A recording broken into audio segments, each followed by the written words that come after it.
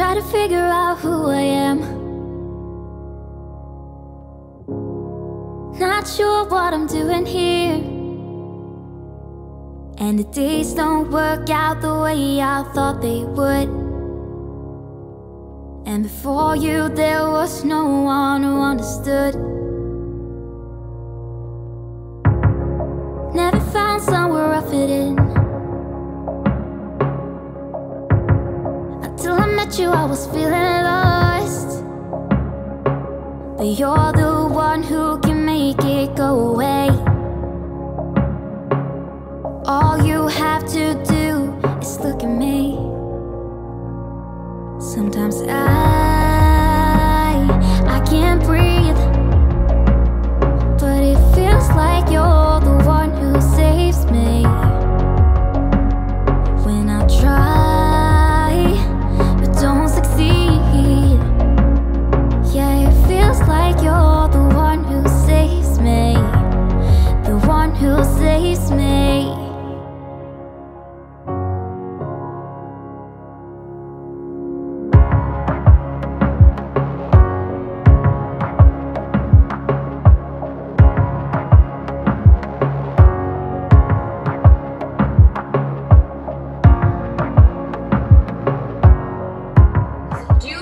Things that you love to do that make you happy, because that will help build a relationship with yourself. Make time for skincare.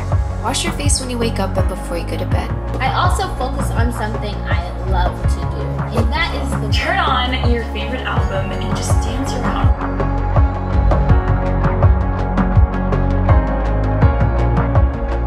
Self-love. Loving yourself.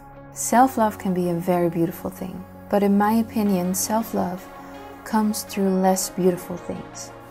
Through sadness, discontent, through feeling a hunger for a happier life with yourself in your own skin. You can think of it like making a list where you face all your shortcomings and all your frustrations about yourself and your current life, instead of running away from it or masking it with food, drinks, drugs, bad relationships, and so on. It is being comfortable with yourself, with being alone.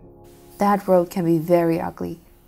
It is so much more than giving yourself chocolate cake and soaking in a bubble bath. It seems almost impossible not to come across the words self-love or self-care in the online world.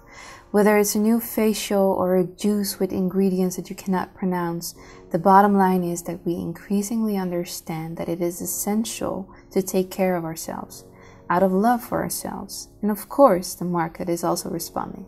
But is it enough to occasionally get a mask, take a walk, or just don't do anything for the day?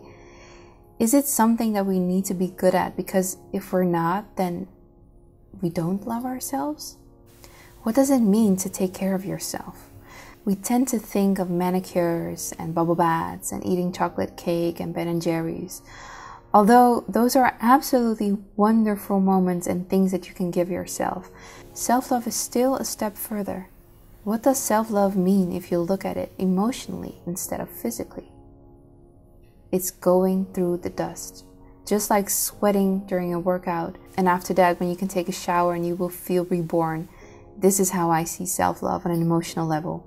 Searching for your pain and confronting your pain. Working on your emotional health is self-love in the basis. After that, the manicures and the chocolate cakes can also be really, really welcome. But if it only stays at that surface, then there's a void that you might feel unconsciously with bubble baths and eating cake. Wouldn't it be nice if the word self-love didn't even exist? It is creating a life where you don't constantly have to escape from, but that the escape is a natural part of it. I don't really believe in failures. I just believe that every failure, as you can call it, is information. But I will use the word failure for right now. To come to the level of self-love that I'm talking about, you have to look at your failure moments and your disappointments. And looking at it, I mean looking it straight in the eye. Seeing it for what it is and then letting it go. It may be that it will come with some disappointing things like letting go of a friendship or even a relationship, or saying no to go to a party. From small things to big things, You have the right to live for yourself. Am I saying that you only have to do the things that you want to do and that you can be selfish? No, hell no. This is not a free pass for egoism. It is balancing the things that fill you up with the things that you have to do. Do you recognize this? If you often find yourself admitting to the created consumer self-care, manicures and facials, it is perhaps because you do not have the connection with yourself emotionally. This is something different than treating yourself once in a while, but it has to do with educating yourself and making choices for the long-term self-love. Do you have a busy and hectic life where you constantly give yourself a fix by drinking a lot of wine or booking a sauna day? Very good, but is it emotionally good too? Equally as important, I want to encourage everyone to eat chocolate cake and get manicures and take bubble baths. Absolutely. I only want to encourage it if you take it a step closer to self-love on an emotional level. If you're going to do that, then you will become the hero of your own life instead of a victim. Then you can choose a life that feels good instead of just looks good. It is recognizing your own needs so that you are not dependent on others. Self-love is becoming the person you want to be. Someone who knows that bubble baths and chocolate cakes are a way to enjoy life, but not to escape from it.